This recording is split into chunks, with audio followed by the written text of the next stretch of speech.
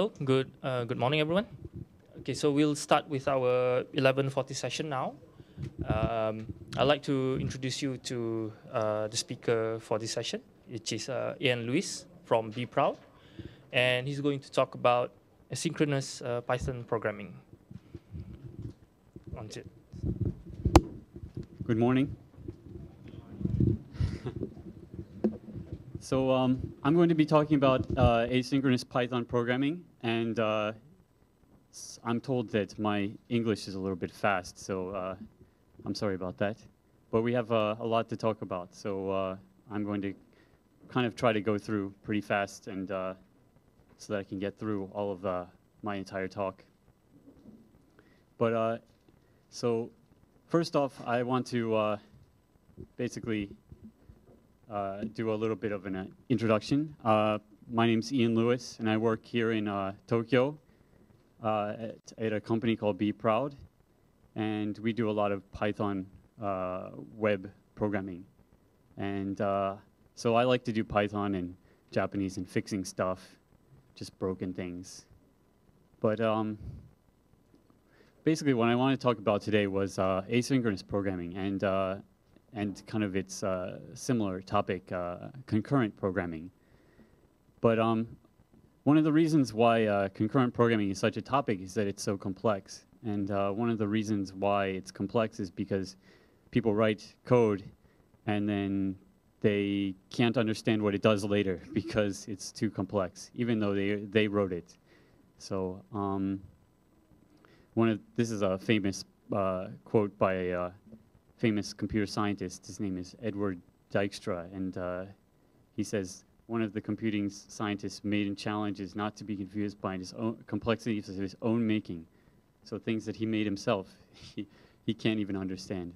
So, and another thing is that complexity kills. It's one of the problems that cause people to lose motivation when they program. And so, so what I want to do today is talk a little bit about Python programming and maybe alleviate a little bit of that complexity, and so that people can write faster code and less complex code, I guess. So the first thing I want to do is talk about give an introduction to concurrency and asynchrony, which is two very similar topics. And you could say like concurrency is part of asynchrony. But essentially, what concurrency is it's two programs running at the same time. So it's the program, the hardware itself is running two programs at the same time. And both programs generally have to talk to each other in some way. They have to communicate. And so concurrency is dealing with that kind of environment. And asynchrony is a system where two pieces of code run, but the timing that they run, which code runs first, doesn't really matter. Like those kind of things are just happen very, they run asynchronously in the fact that they don't synchronize. The two pieces run at different orders, and they run in like kind of different spaces. And so these are very similar topics. And so I'm going to talk a little bit about both today. So how do programs run at the same time? Well, there's a number of ways that they do this, and one is just a simple asynchronous kind of what people would say is non-blocking I/O method, which is using select and pull, or the operating system's epoll method, which makes it allows you to change what code you're running based on some events. And coroutines is another way of doing this, where you tell the program where you can break your code, and so that the code becomes asynchronous. It kind of runs in different orders depending on events. And also like full multitasking, which is multiple threads and processes using multiple CPUs, or multiple cores. Multiple cores meaning some pieces within the CPU that can run code at the same time, as well as multiple computers. You can just line up a bunch of computers and have them all run code at the same time and talk to each other over a network. And all of these are fairly similar in how they have to work, but there's some details, I guess, that are different. So asynchronous programming has a number of these different topics. One is concurrency, and that's threads and multiprocessing, and multiple processes running on multiple machines or on multiple cores, and also non-blocking I/O, which is essentially a single thread or a single core, but running code in different orders. And you can use basically asynchronous code or non-blocking I/O to make a single thread more efficient. But kind of the ideas and the way that you write code is can be kind of similar in both worlds, or in both both ideas. Or anyway, first I want to talk about concurrency in Python. And concurrency is basically using threads and multiple processes. So the first thing that I want to talk about is using threads. And threads have two types. One is basically green threads, which are interpreter-based. The interpreter itself, Python itself, will run the thread itself, and it decides which thread runs. So it runs a scheduler and decides which thread it runs. Or you have OS base, which is the OS itself decides which thread runs at any given time. And there's a number of good things about this. One is that threads have lower memory footprint. They use less memory. They also have easier communication. It's the same program. So generally what you have is you just have some shared object that both of the threads will touch, and they can use to communicate with each other. Threads also start quicker. You can create new threads and destroy old threads very quickly. So there's lower overhead in creating lots of threads and deleting lots of threads. One of the bad things about that is that with the communication being in the same memory space, you need to lock the data structures so that both threads don't change it in a order that you don't expect. And so, to make it into a bad state and cause bugs, you need to lock at certain times. Also, threads are non-deterministic, so they run at different times based on the situation or what the OS or the system is doing at any given time. So based on resource allocation and things like that, how much memory you have, the program can run differently, and so it's very hard to test. There's also the problem that in Python's case, where you have the global interpreter lock, and this is a big topic in Python, where Python code can only run single-threaded.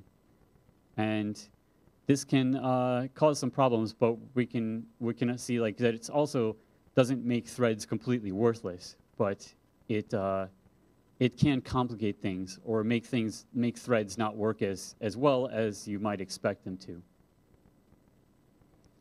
So here I have like a simple hello world program. We use the threading module from Python to create two threads and run them. And then at the end, we join them, which means just wait until they're finished. And then, so basically what we're doing is just running this in two threads. And I say this is concurrent-ish, meaning that it's like concurrent, but it's not really concurrent because of the GIL, or the Python's global interpreter lock. And the reason for this is because it can't run Python code itself at the same time, like two pieces of Python code at the same time. And so what it is it's a lock at the Python's native level in the Python C code that prevents Python itself from running twice at the same time, or having two threads running at the same time. So what this does is it prevents utilizing multiple cores on CPU-bound tasks. So things running in the CPU, you can't run multiple threads at once and expect it to really get good performance. But you can make I/O-bound tasks faster. And one of the reasons for this is when you do I/O-bound tasks, you can release the JIL and then have the I/O task run in that particular thread. And then during that time, Python can run other bytecode. And then when that I/O task is done, it will reacquire the JIL. It will take the reacquire the lock again and continue the Python code. And so what you can do is when you have heavy tasks like running and getting or going and getting an HTTP request, or reading a large file from the disk, you can do multiple, run those in threads, and you can generally get past faster performance. But unfortunately, the JIL generally makes this really hard, and so you have to test it to make sure that it actually runs faster before you actually implement something, or you actually, fully implement something in your program. The next thing I want to talk about is actually using full-blown Python processes. And this is generally the preferred method of using Python because of the JIL problems. And also just because Python in general works better with multiple processes. And so, but basically what this is just to use fork to create a whole new Python process and run the Python code in a separate process. And this is good for a number of reasons. It's good because it's harder to write broken code because you don't have locks and things like that.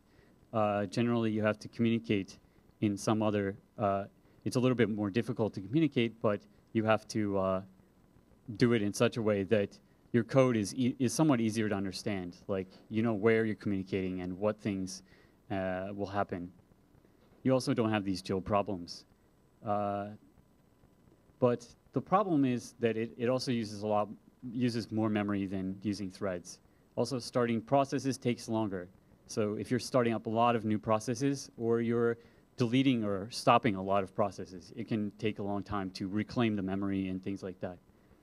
So it has more overhead, and communication is a bit harder. You have to use pipes or files or some kind of network interface. So you have to communicate over a network. And this is done using the multiprocessing module, which is included with Python. And the multiprocessing module has a API that's very similar to the threading module.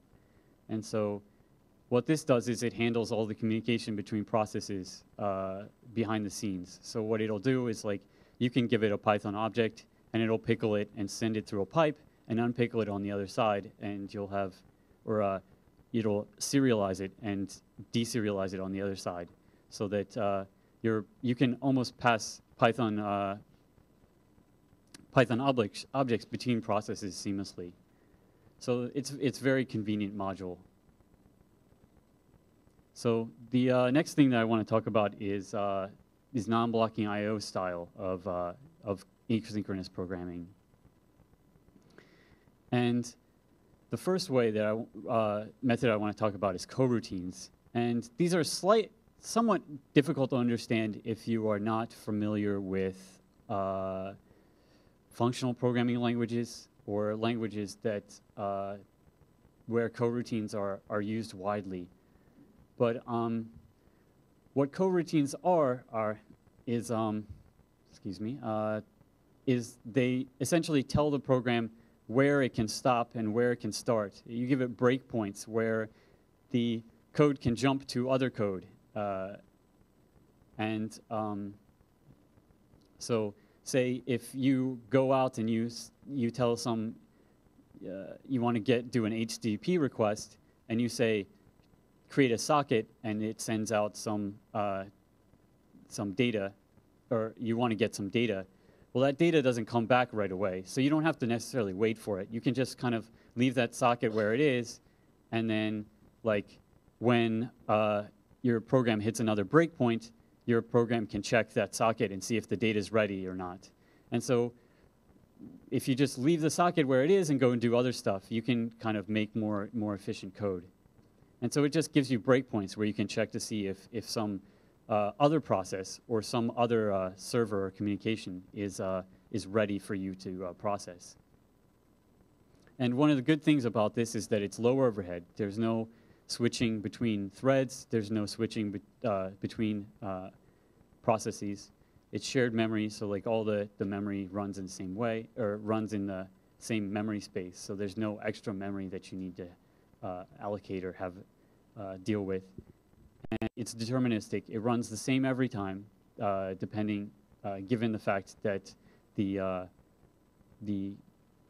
when you break the code and it does checks, that that the outside sources that it checks will run the same every time. So this is something that's easier to test than, say, multi-threaded programming or multi-threaded multi-processing. So you can actually create tests to test this kind of code much easier. But the problem is that it also doesn't use multiple CPUs. It's all with this in the same CPU, but you just tell it where to break so that you can go and do other tasks. You don't wait for things in the middle of your program.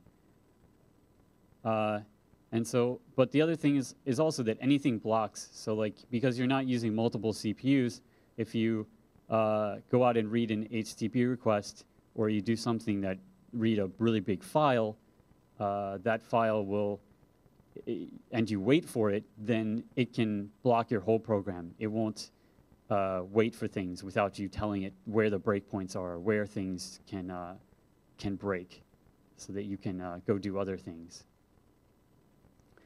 And some examples of this are Greenlit, which is a library in Python, which allows you to do coroutines or program coroutines fairly easily.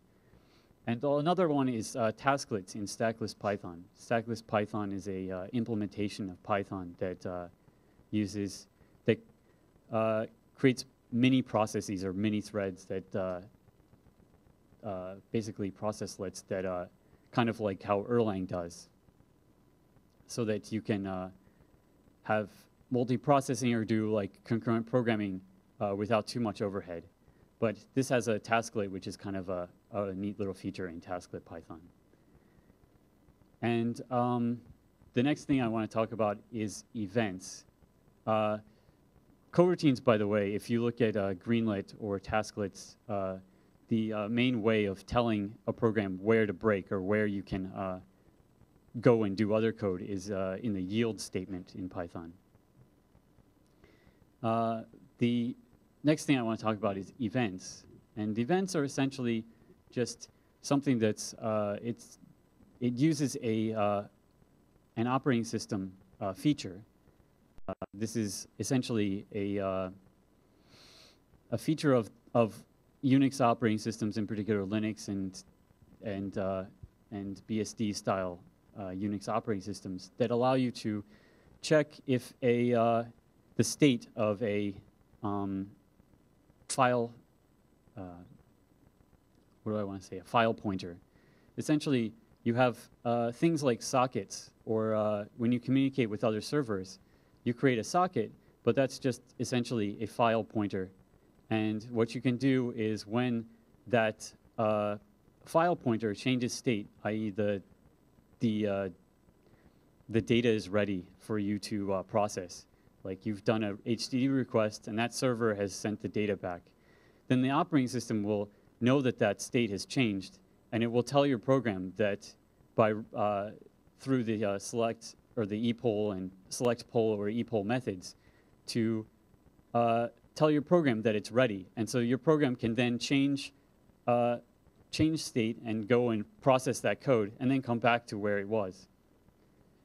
Well, and this is similar to the coroutine method in that you have to kind of tell it where you're going to switch state or where to check state. So you have to actually call the epoll or call the select methods, or the poll methods. But what it does is like you can actually kind of call a callback or a piece of code when the event or when a particular socket changes state or when some data is ready. So it's very similar to coroutines. but it can this can potentially give you a little bit better performance. One of the things that's also good about this is it's very similar to the coroutines in that it's low overhead. It uses shared memory. It also runs the same way every time, so you can create tests and to test this kind of code. And it can easily combine with coroutines. Coroutines are slightly different, but in that you tell the program where to break. And this one, in events, with these events, or the select poll or epoll, it will actually kind of break your program or change where your program, how your program runs. So it's kind of hard to explain like what the differences are, but essentially you can combine these with coroutines and achieve even better performance in a single thread. But the other thing is that, like coroutines, it's not multi-CPU. There's no CPU, multi-CPU utilization, and anything blocks. So if you go out and do some bad things like go and wait for HTTP requests to finish, then you can block an entire thread or an entire process. So examples of this are Eventlet and Twisted. Both of these are fairly popular libraries in Python to do asynchronous programming. And Eventlet is kind of a style of using Python's own libraries and kind of changing them so that they run asynchronously. And Twisted has its own library where it's implemented its own full API. So there's people that like either one of them, but they're fairly different styles. So in conclusion, what I want to say is that essentially there's a lot of techniques for for asynchronous programming and for concurrent programming. And you're going to want to use a combination of these kind of techniques. Or you're going to want to choose one that fits your problem space. There's no one that is the best. You know, there's no best style of concurrent programming. And so or asynchronous programming. So you're going to want to choose a technique that best fits your application or use a combination of techniques. In Python, you're probably going to want to avoid threads, but you can make threads that will be faster than not using threads. But in general, there's a very small set of problems where threads are a good solution in Python. Usually, you want to use multiple processes or break it up into multiple machines using some kind of network interfaces. That's generally the way to go in Python. Usually threads are not the way to go. And you'll want to use also standard techniques and libraries instead of trying to roll your own kind of thing, using multiprocessing or something like that. It depends on your problem set, but for a lot of web applications, you're going to want to use things like task queues or some more standard way of doing processes or doing tasks asynchronously. So task queues are a good thing to do because they're fairly easy to understand. And also Twisted is also a fairly good library that works well and in a lot of different cases. And some people will not like it because of its API, and you have to do everything in the Twisted way of doing things. But it's very well implemented, and so I kind of recommend it. Okay. So if anybody has any questions, then I'd be happy to answer them.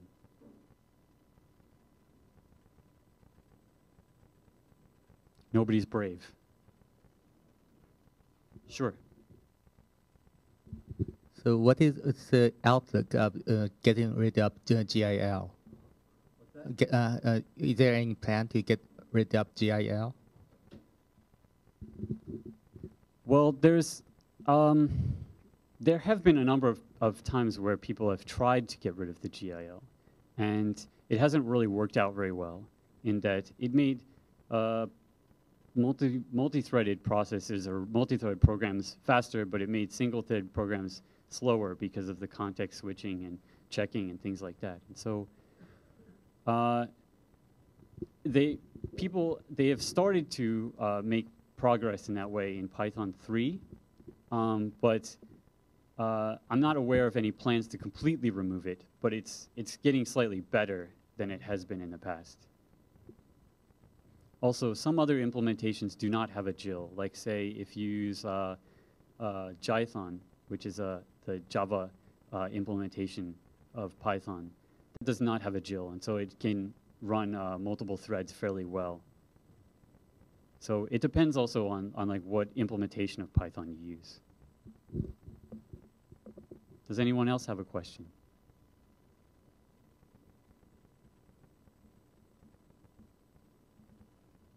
No? Okay. Well, I'm going to close there.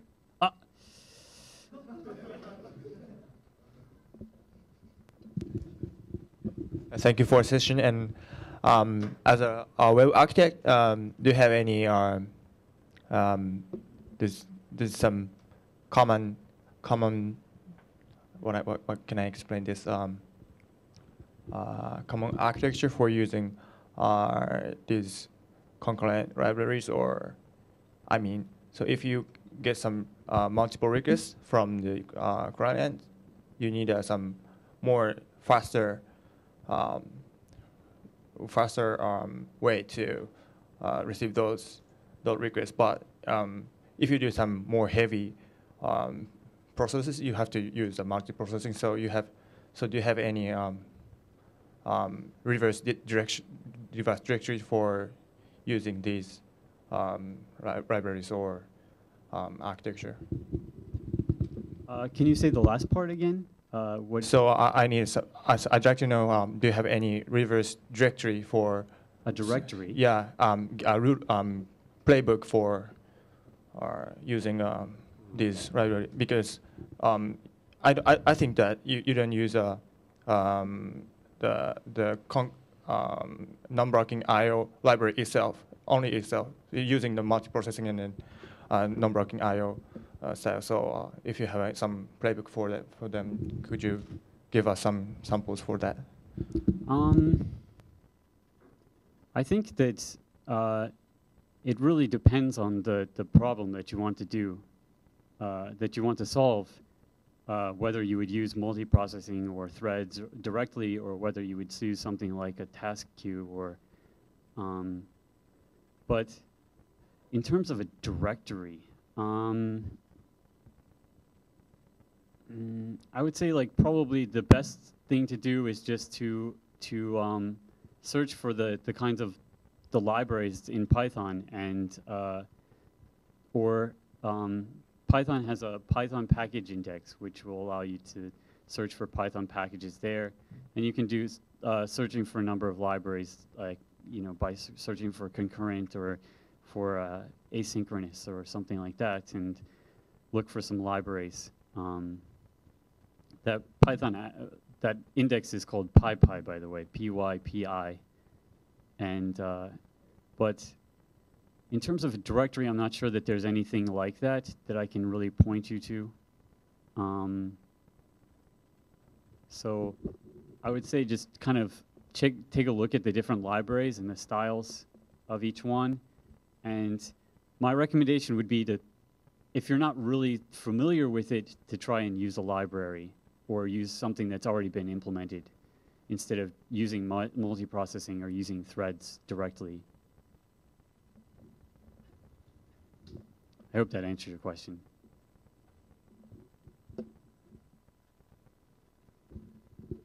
So what do you use in your production?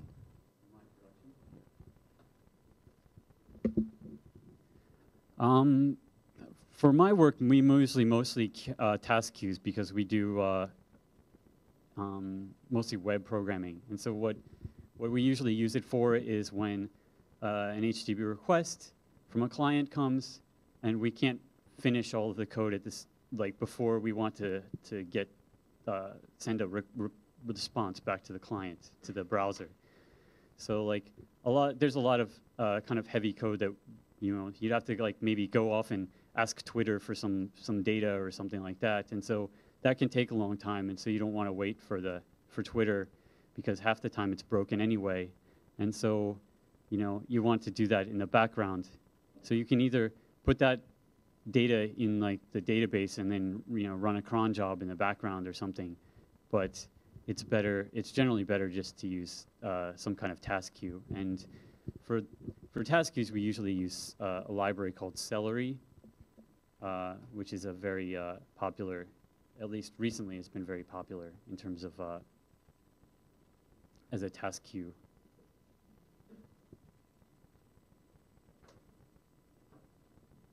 We only have a few minutes left here, so you're going to have to be quick, Tarek. Okay, so this is the last question. Let's make this the last question. I can talk to you later. Okay. Thanks. Yeah, you can, one more question, I guess. One more question. Tarek was. Oh, Tarek, sorry. I was wondering if you had a look at the futures project in the Student Library, and what was your opinion about this effort to have a standard API for asynchronous work? I haven't had a look at it, so I don't really have an opinion. Okay. But I think that's a good idea, or it sounds like a good idea. So I'll have to go check that out.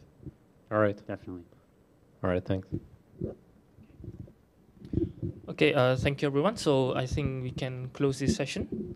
Yes. All right. Okay, let's have a big hand for Ian.